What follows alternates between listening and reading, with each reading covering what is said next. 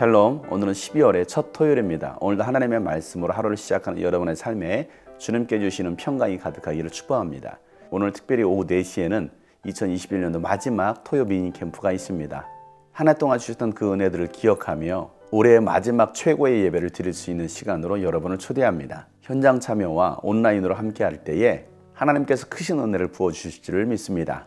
함께 나눌 말씀은 사사기 17장입니다. 에브라임 산간 지방에 미가라는 사람이 있었다. 그가 어머니에게 말하였다. 누군가가 은돈 1,100냥을 훔쳐갔을 때에 어머니는 그 훔친 사람을 저주하셨습니다. 나도 이 귀로 직접 들었습니다. 보십시오. 그 은돈이 여기 있습니다. 바로 내가 그것을 가져갔습니다. 그러자 그의 어머니는 도리에 이렇게 말하였다. 얘야, 주님께서 너에게 복 주시기를 바란다. 그는 은돈 1,100냥을 어머니에게 내놓았다. 그러자 그의 어머니가 말하였다. 나의 아들이 저주를 받지 않도록 이 은돈을 주님께 거룩하게 구별해 바치겠다. 이 돈은 은을 입힌 목상을 만드는 데 쓰도록 하자. 그러니 이 은돈을 너에게 다시 돌려주마. 그러나 미가는 그 돈을 어머니에게 돌려주었다. 그의 어머니가 은돈 200냥을 은장이에게 주어 조각한 목상에 은을 입힌 우상을 만들게 하였는데 그것을 미가의 집에 놓아두었다. 미가라는 이 사람은 개인 신당을 가지고 있었다. 에봇과 드라빔 신상도 만들고 자기 아들 가운데서 하나를 제사장으로 삼았다. 그때에는 이스라엘에 왕이 없었으므로 사람들은 저마다 자기의 뜻에 맞는 대로 하였다. 유다 지파에 속한 유다 땅 베들레헴에 한 젊은이가 있었는데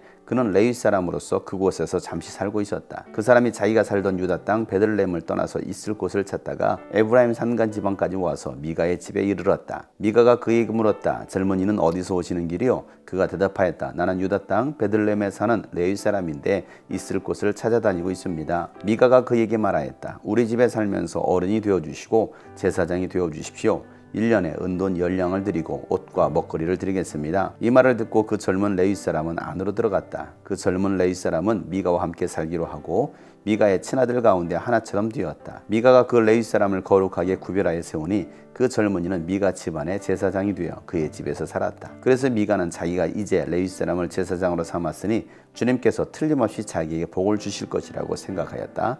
아멘. 오늘 말씀에는 미가라는 사람이 등장합니다. 이 미가라는 사람은 부자였습니다. 개인 신당도 가지고 있었고 에봇과 드라빔 신상도 만들고 자기 아들들 가운데 하나를 제사장으로 삼았습니다. 어떻게 이런 일들이 일어날 수 있었습니까? 그것은 6절에 이스라엘에 왕이 없었으므로 사람들은 저마다 자기 뜻대로 행하였다라고 기록하고 있습니다. 이스라엘 땅에 왕이 없었다라는 말은 이방인들처럼 그들을 다스리는 왕이 없었다라는 말도 되지만 더 이상 이스라엘 민족 가운데 하나님이 왕이 되시지 않으셨다는 것입니다. 이스라엘 백성들이 하나님을 왕으로 섬기지도 않았을 뿐더러 더 이상 그곳에 왕 되신 하나님은 계시지 않았던 것입니다. 그래서 자기가 원하는 대로 자기의 소견대로 자기 생각대로 살아가는 것입니다. 하나님의 뜻이 아니었습니다. 자신의 뜻이었습니다. 하나님의 생각이 아니라 자신의 생각대로 마음대로 행하며 살아가는 것입니다. 미가의 어머니가 어느 날 누군가가 은돈 1,100냥을 훔쳐갔을 때에 그 훔쳐간 사람을 향해서 저주를 퍼부었습니다. 사실은 미가가 훔쳤던 것입니다. 그 은돈을 어머니에게 내놓자 오히려 어머니는 아들에게 주님께서 너에게 복을 주실 것이다 라고 말을 합니다. 저주도 빌었다가 이제는 복을 빌고 있습니다. 미가가 이 은돈 1,100냥을 어머니에게 드리니까 어머니는 아들이 저주를 받지 않도록 이 은돈을 주님께 거룩하게 구별해 드리겠다라고 말을 합니다.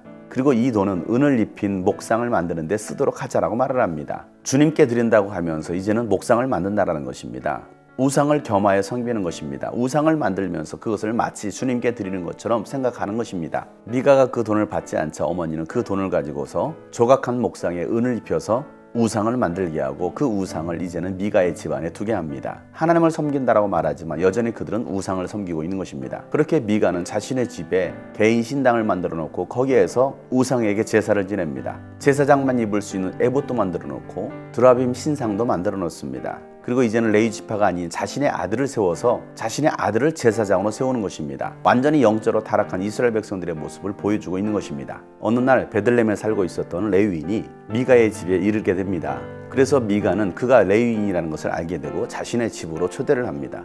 그리고 자신의 집에 살면서 자신의 집에 제사장이 되어달라고 요구합니다. 그에 따른 보상으로 1년에 은돈 10냥을 주고 의식주를 해결해 주겠다는 것입니다. 그 말을 들었던 이 젊은 레위인은 미가의 집에 살면서 제사장이 됩니다. 그렇게 한 이유가 어디 있습니까? 미가는 자신의 집에 제사장을 두면 주님께서 틀림없이 자기에게 복을 주실 것이라고 믿었던 것입니다. 이 정도로 영적으로 타락한 것입니다. 요즘 말로 말하면 개인 목사를 둔 것입니다. 자신의 가정 예배를 위해서 개인 목사를 두고 그에게 월급을 주는 것입니다. 오늘날 이런 모습이 없는지 우리는 한국 교회를 한번 돌아봐야 되겠습니다. 이스라엘 민족 가운데 왕이 없으니 이제는 자신들이 왕이 되어지고 또한 개인 제사장을 삼아서 부자 되는 것이 그들의 뜻이었던 것입니다. 하나님의 생각, 하나님의 뜻이 아니라 자신의 생각과 자신의 뜻을 추구하는 인생들, 그렇게까지 타락한 이스라엘 민족을 보게 됩니다. 성경에서 말하고 있는 참 복은 하나님 자신이 복이십니다. 그런데 이제는 하나님이 아닌 자신이 잘 되는 기복적인 복을 그들이 추구하고 있는 것입니다. 오늘 우리도 하나님을 믿는 이유가 내가 잘 되기 위해서, 나 자신의 복을 받기 위해서 하나님을 두고 있지는 않은지,